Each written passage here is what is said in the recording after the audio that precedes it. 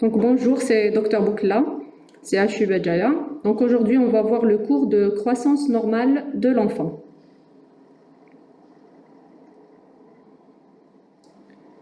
Alors, on va commencer par introduction. La croissance normale de l'enfant. Donc, il faut toujours savoir que l'enfant, c'est un être en développement et non pas un adulte de taille réduite. D'où l'intérêt donc de faire ce cours-là. Donc le développement est la résultante d'un processus de croissance et d'un processus de maturation.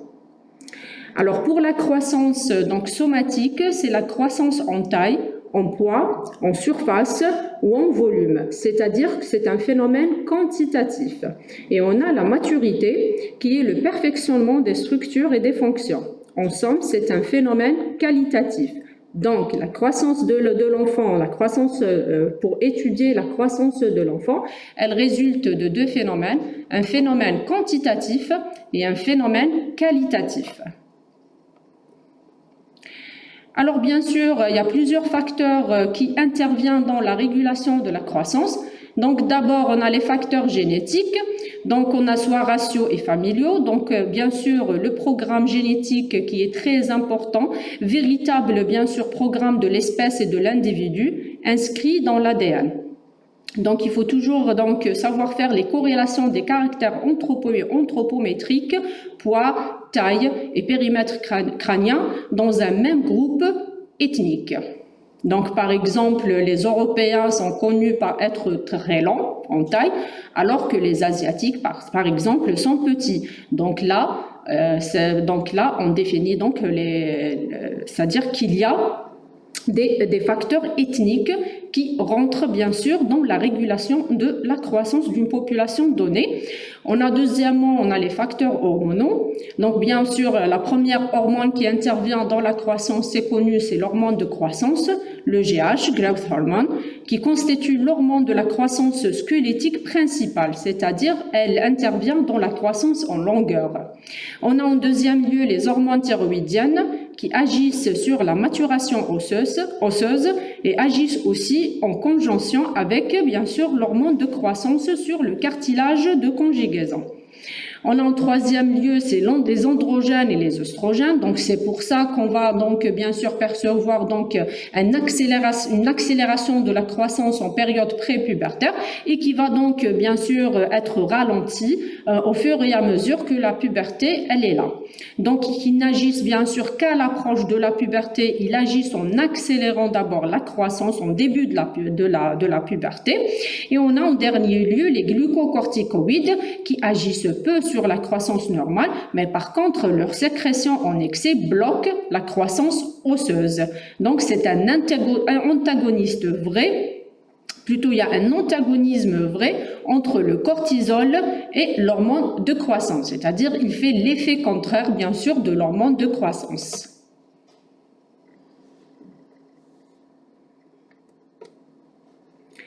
Donc, on a vu les facteurs génétiques, les facteurs hormonaux, on a même les facteurs aussi environnementaux. Donc, on a bien sûr les facteurs nutritionnels, c'est connu. Donc, bien sûr, un enfant qui n'est pas nourri bien, il va pas croître normalement.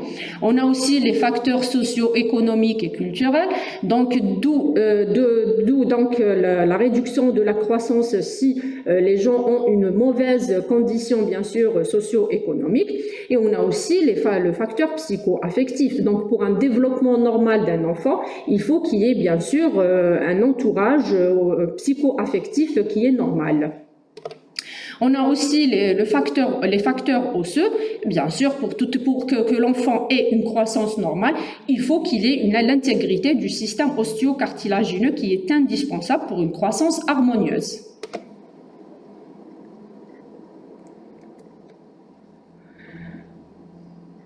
Alors, il y en a plusieurs types, il y en a plusieurs phases de croissance.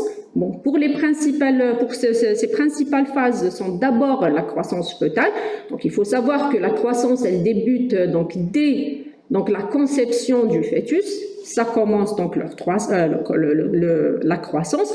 Et bien sûr, elle sera évaluée à la naissance. Donc, elle va être évaluée, bien sûr, déjà pendant la grossesse, où il y a des courbes spéciales que le gynécologue va établir. Et les pédiatres donc vont évaluer cette croissance fœtale après l'accouchement. Et on parle bien sûr d'une hypotrophie si le poids il est inférieur au P10 des courbes de Lubchenco, ou bien on va dire un poids qui est inférieur à 2,5 kg, où on va parler d'un petit poids de naissance, bien sûr, chez un nouveau-né à terme. Pour les nouveau-nés nés prématurément, donc là, il existe les courbes de Lubchenco où on a dit donc définies par un poids qui est inférieur au P10. Donc on a aussi la prématurité qui est un enfant qui est né avant la 37e semaine. Donc bien sûr, on parle de prématurité sévère si elle est donc inférieure à 28 semaines. D'une prématurité modérée si elle est entre 28 à 32 semaines. Et d'une prématurité légère si elle est entre 32 et 36 semaines. Et on parle d'un nouveau-né à terme lorsqu'il est entre 38 à 41 semaines. C'est essentiel d'établir donc ces phases, et c'est essentiel aussi de savoir si un nouveau-né il est né à terme ou bien il est né prématurément, parce que donc il est nécessaire pour le suivi ultérieur, car un nouveau-né né prématurément, il va pas avoir la même courbe de croissance qu'un nouveau-né qui est né à terme. Donc voilà donc pour la courbe de Lubchenco. Donc c'est une courbe donc bien sûr qui va donc comparer, donc on a les bien sûr c'est des courbes, donc on a la courbe de poids, la courbe de taille et la courbe du périmètre crânien, et en fonction bien sûr de l'âge gestationnel. Et bien sûr on a dit donc qu'il y a donc un déficit si il est inférieur au P10. Voilà, donc on a parlé bien sûr de la période fœtale, comment évaluer la croissance de la période fœtale. Maintenant, on a de la naissance à 2 ans, donc la vitesse de croissance, bien sûr, elle est très rapide. Et là, les facteurs génétiques, ils influencent peu cette période. Ensuite, on a la phase pré-pubertaire où la vitesse de croissance reste assez stable. Et on a en dernier lieu la phase pubertaire où on aura donc bien sûr une croissance staturale rapide avec développement des caractères sexuels. Voilà. Donc là, on a vu donc déjà les généralités. Pour l'étude clinique, donc bien sûr, il faut apprécier les paramètres anthropométriques. On va commencer d'abord par la taille. Donc il y a quand même certaines règles de mesure pour dire que réellement c'est la taille de l'enfant, bien du nourrisson, bien du nouveau-né. Il y a certaines règles à respecter. Donc les mesures, ils doivent être effectuées de préférence à la même heure et le mieux le matin. Donc elle sera effectuée horizontalement de 0 à 3 ans et elle sera effectuée verticalement à partir de 3 ans. Donc il y en a donc une formule pour déterminer plus ou moins la taille normale par rapport à l'âge. C'est la taille théorique en centimètres qui est égale à l'âge en années fois 6 plus 80.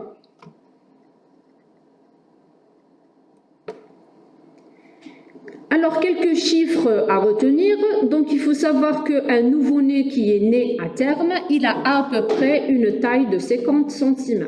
Et de la naissance à 1 an, donc, il va pousser de 25 à 30 cm. De 1 an à 2 ans, c'est 12 cm par an. Et de la 3e année à la 5e année, donc c'est la période pré-pubertaire, donc déjà c'est de 6 à 8 cm par an, et de 6 à 10 ans c'est de 6 cm par an. Par contre à la puberté, donc le garçon donc va avoir un gain de taille de 30 cm, alors que la fille va avoir un gain de taille de 25 cm.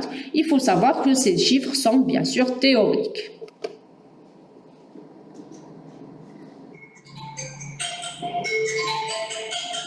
Pour le poids, donc on a la balance. Aussi, il faut donc respecter les mêmes mesures. Donc, la balance, elle doit être correctement tarée et suffisamment précise. Donc, on a jusqu'à 10 à 12 kilos, on va utiliser le pèse-bébé. Au-delà, il faut utiliser la balance curseur avec poids mobile. Donc là, l'enfant, il doit être pesé nu, de préférence le matin, et chez les grands enfants, après évacuation des selles et des urines.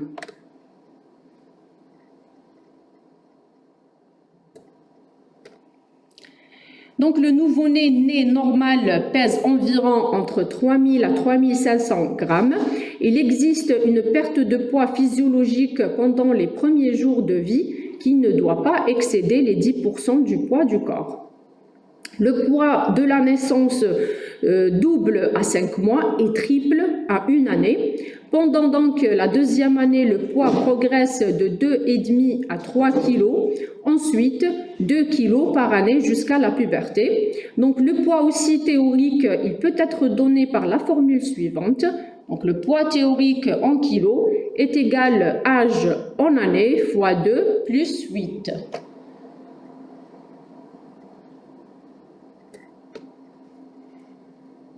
La même chose, quelques chiffres donc à retenir, qui restent aussi des chiffres théoriques. Donc on a de 0 à 6 mois, le gain hebdomadaire, il est de 140 à 200 grammes. Le poids de naissance va doubler à 4-6 mois.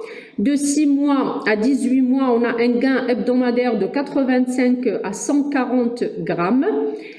Et le poids de naissance donc va tripler à 1 année. De 18 mois à 3 ans, on aura donc un gain annuel de 2 à 3 kg. Et de 3 à 6 ans, un gain annuel moyen de 1,8 à 2,7 kg. De 6 à 12 ans, on aura un gain annuel moyen de 1,8 à 2,7 kg. Et de 10 à 14 ans, chez la fille, elle aura donc un gain moyen de 17,5 kg. Et de 12 à 16 ans, chez le garçon, donc il aura un gain moyen de 23,7 kg, qui reste toujours des chiffres théoriques.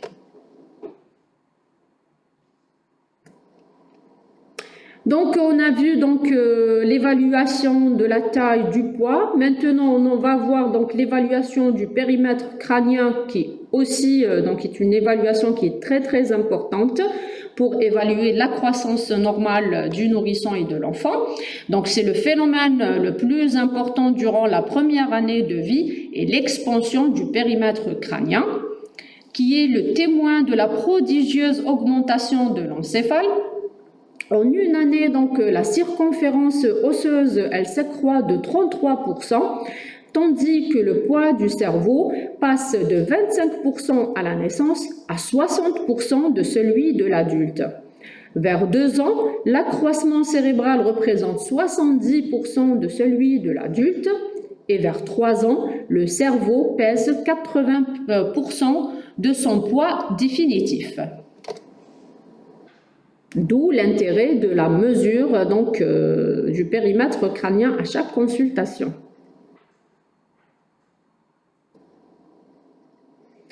Donc le périmètre crânien, il évolue en général comme suit. Chez le nouveau-né à terme, le périmètre crânien, il doit être à plus ou moins 35 cm, c'est plus ou moins 2.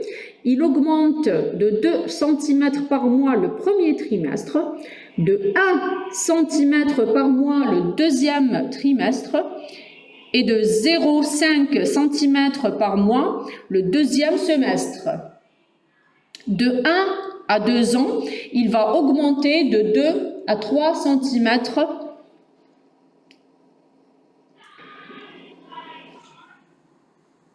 Donc, pour mesurer donc, le périmètre crânien, donc, on aura besoin d'un ruban métrique étroit et idéalement en métal flexible. Donc, la mesure, elle doit être faite sur le front, au-dessus des sourcils, tour de la tête au même niveau des deux côtés. Donc, on mesurera la circonférence maximale. Le ruban, il doit être assez tendu pour comprimer la chevelure contre le crâne.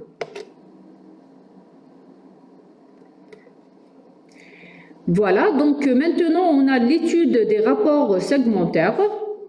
Donc on a le rapport segment inférieur sur le rapport segment supérieur. Donc sachant que le segment inférieur est la distance du bord supérieur du pubis au plan du sol et le segment supérieur est égal à la différence entre la taille et le segment inférieur. Donc sa valeur moyenne, elle varie de 0,52 à la naissance à 0,90 à l'âge adulte. Et en deuxième lieu, on a aussi le rapport biacromial bicrête. Donc ce rapport-là, il est important beaucoup plus pour évaluer donc la puberté. Car le diamètre biacromial est la distance entre les acromions et qui est beaucoup plus, bien sûr, prononcé chez le garçon que chez la fille, alors que le diamètre bi-iliaque, qui est la distance maximum séparant les deux crêtes iliaques, et qui est bien sûr beaucoup plus prononcé chez la fille que chez le garçon. Voilà. Donc on a aussi la maturation pour évaluer donc la maturation osseuse. Donc cette maturation est appréciée par la radio des os. C'est l'apparition progressive des noyaux d'ossification. Donc bien sûr les noyaux les plus connus sont ceux qui sont retrouvés donc à la naissance. On parle des points de Becklar. Donc on sait ils sont formés du noyau fémoral inférieur, le noyau tibial supérieur et le noyau cupoïdien. Donc leur absence générale signifie leur absence, il peut se voir dans plusieurs pathologies. Donc la pathologie la plus connue c'est l'hypothyroïdie, d'où l'intérêt, si on suspecte donc une hypothyroïdie, l'intérêt de faire une radiographie du genou à la recherche justement des points de Becklar, qui sont donc les premiers noyaux d'ossification qui apparaissent. Donc au-delà du 3e mois, là c'est autre chose. Donc là on va pratiquer une radiographie du poignet et la référence c'est l'atlas de Grulich-Epaille. Donc c'est des courbes, c'est-à-dire on a l'atlas de Grulich-Epaille. Donc on va pratiquer une radiographie du poignet et on va bien sûr comparer la radiographie du poignet à l'atlas de Grulich-Epaille qui va donner donc l'âge osseux. On parle ici d'âge osseux qu'on va bien sûr le comparer à l'âge chronologique s'il correspond ou bien s'il ne correspond pas. Bien sûr, si on va retrouver l'âge osseux par exemple, il est à 4 mois alors que l'âge chronologique il est à 1 an, donc là, il y a un problème. Et on doit bien sûr rechercher l'étiologie de ce problème. On a bien sûr l'âge chronologique qui est l'âge réel en fonction de la date de naissance, comme je vous ai dit, et l'âge osseux qui est le niveau de maturation osseuse. Donc au-delà de 4 ans, on a cette formule.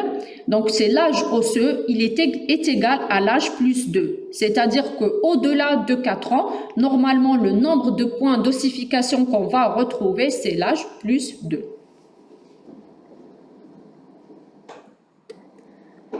Voilà, on a parlé de la maturation osseuse, on va parler aussi de la maturation dentaire, sachant qu'elle commence déjà dès la vie embryonnaire et elle se poursuit jusqu'à l'âge adulte. Donc on a les dents temporaires qui sont en nombre de 20 et les dents définitives qui sont en nombre de 32.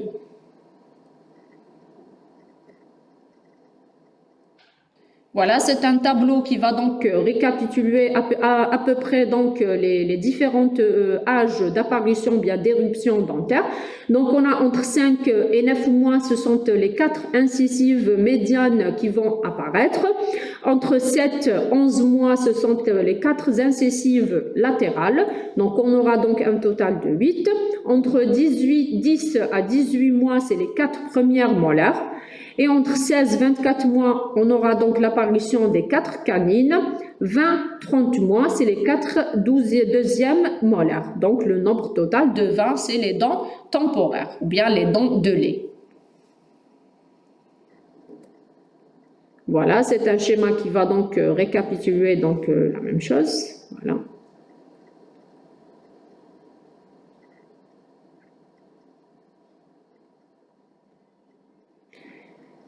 Et maintenant, on va voir donc la maturation aussi sexuelle. Donc, bien sûr, l'âge de début de la puberté, donc approximativement chez la fille, donc il est aux alentours de 11 ans. Chez le garçon, il est aux alentours de 12 ans. Donc ici, la maturation osseuse au début de la... Donc on aura donc bien sûr une maturation osseuse au début de la puberté. Et d'ailleurs, il y a une coïncidence inhabituelle entre le début de la puberté et l'apparition du sésamoïde du pouce. D'ailleurs, pour rechercher si la puberté elle est déclenchée ou non, généralement aussi on pratique donc la radiographie de la main à la recherche donc du sésamoïde du pouce. Et bien sûr, comme on avait vu tout à l'heure, donc on aura une accélération, surtout au début de puberté, de la croissance naturelle avec la puberté. Les étapes cliniques du développement pubertaire, bien sûr, ils peuvent être classés selon le stade, bien la classification de Tanner. Et à l'ensemble des cas modifications cliniques s'ajoutent aussi des modifications psychologiques. On aura aussi la maturation affective et libidinale et aussi nécessité d'accepter les modifications corporelles avec une maturation intellectuelle avec développement de la pensée logique abstraite.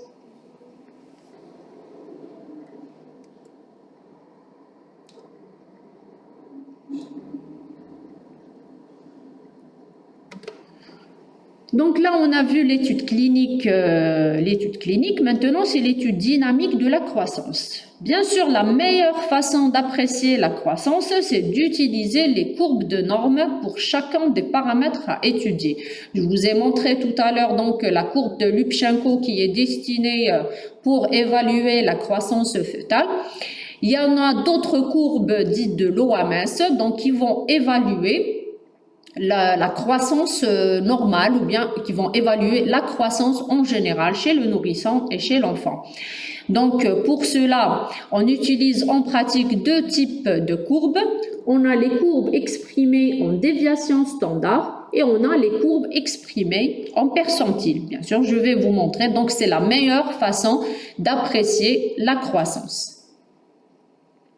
Et normalement, en consultation, chaque enfant bien nourrisson doit avoir sa propre courbe. C'est très important donc d'étudier cette étude plutôt dynamique de la croissance, car parfois même un nouveau-né ou bien un nourrisson, bien un enfant, bon, si on va les projeter, on va les trouver que leur croissance, c'est-à-dire leur poids ou bien taille, il est normal, mais des fois une simple cassure déjà de leur courbe pondérale ou bien de leur courbe staturale peut signifier donc la présence d'une pathologie sous-jacente. D'où l'intérêt de tracer donc la courbe pour chaque individu. Donc on a quelques exemples donc, de courbes de croissance. Donc là c'est une courbe pour garçons de 0 à 2 ans. Donc elle va étudier le poids, la taille et aussi le périmètre crânien. Pour filles, la même chose de 0 à 2 ans. Voilà. C'est une courbe aussi pour filles de 0 à 13 ans. Garçons de 0 à 13 ans. Et ceci, c'est les courbes de l'OMS. Donc, on a pour la fille, bon là, c'est des courbes pour la taille, pour la fille de 5 jusqu'à 19 ans. Elle est exprimée ici en percentile. Pour garçons, de la naissance à 5 ans, pour la taille. Voilà. Alors, on a parlé déjà tout à l'heure, on a dit que déjà le facteur génétique, il intervient aussi, c'est parmi les facteurs qui interviennent dans la croissance de l'individu. Donc, on pourra donc, avec cette règle-là, donc on peut établir, enfin, ils ont établi donc cette équation qui est la prédiction donc de la taille définitive, sachant que la taille cible, elle peut être estimée, voilà, donc selon le rapport suivant. Donc, pour le garçon, c'est la taille du père plus 13,5 plus la taille de la mère, le tout sur 2. Qui est la taille cible avec plus ou moins 8,5 cm. Par contre, pour la fille, c'est la taille du père moins 13,5 plus la taille de la mère, le tout sur 2, qui est pratiquement la taille cible chez la fille, avec plus ou moins 8,5. Qui reste aussi, ce sont des rapports théoriques. C'est pour calculer à peu près la taille cible. Elle est importante lorsque l'enfant, par exemple, a une pathologie donnée, par exemple chez les enfants qui présentent un déficit dans l'hormone de croissance, c'est important de calculer la taille cible parce qu'on va donner l'hormone de croissance, donc ils vont bénéficier des injections d'hormones de croissance. Donc pour nous, c'est pour établir notre objectif.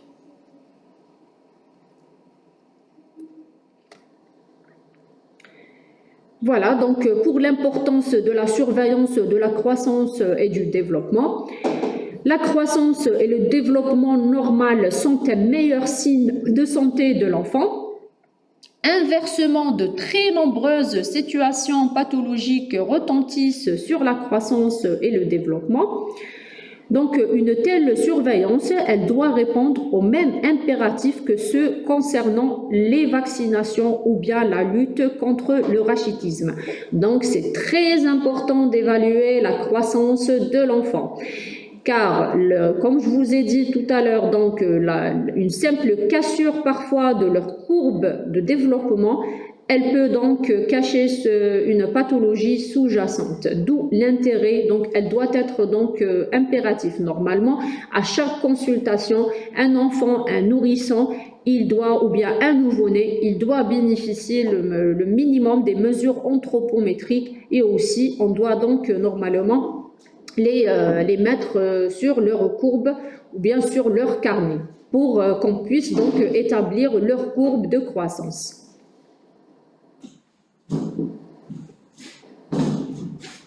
Voilà, merci beaucoup.